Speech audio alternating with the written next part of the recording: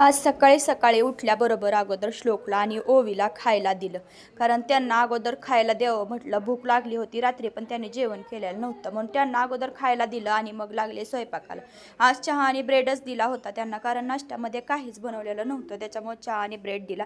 आणि मला पटकन स्वयंपाक बनवायचा होता, कारण 10च्या आतमध्ये मला डबा द्यायचा होता बाबासाठी, म्हणून पटापट स्वयंपाकाला लागले. तसं लवकर उठून केला असता, पण काहीच कल्पना नव्हती, अचानक समजल्यामुळं लवकर डबा द्यायचा आहे असं, मग त्याच्यामुळे पटकन स्वयंपाकाला लागले.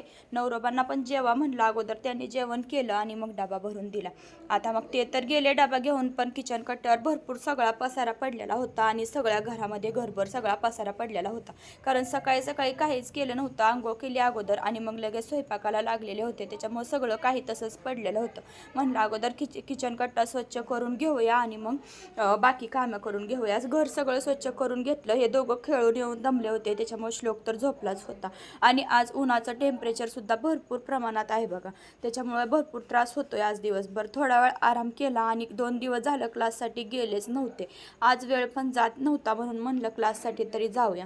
सकाळी बाबाला डब्याला माझी क्लासची पिशवी मोकळी करून दिली गडबडीमध्ये, त्याच्यामुळे मला क्लाससाठी आता पिशवी नव्हती, म्हणून कपाटामधून एक पिशवी शोधून काढली आणि म्हटलं चला आता मग क्लासला जाऊया, तेवढंच मन हलकं होईल आणि फ्रेश वाटेल.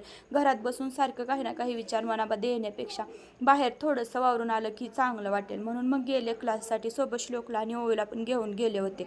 छान असा क्लास केला आणि घरी आल्याबरोबर देवाला आरती उदबत्ती केली. सगळं काही व्यवस्थित होऊ दे, आमच्या मागचं संकट लवकर दूर कर अशी मागणी केली. तुम्ही सुद्धा माझ्यासाठी नक्कीच देवाकडे प्रार्थना करा अशी माझी इच्छा आहे. आणि मग आज मला जायचं होतं मम्मीकडे, मग म्हणलं चला आता जाऊया. आणि मला अजून फ्रेशसुद्धा व्हायचं होतं, त्याच्या अगोदर म्हणलं पिशवी भरून ठेवूया आणि मग जाऊया.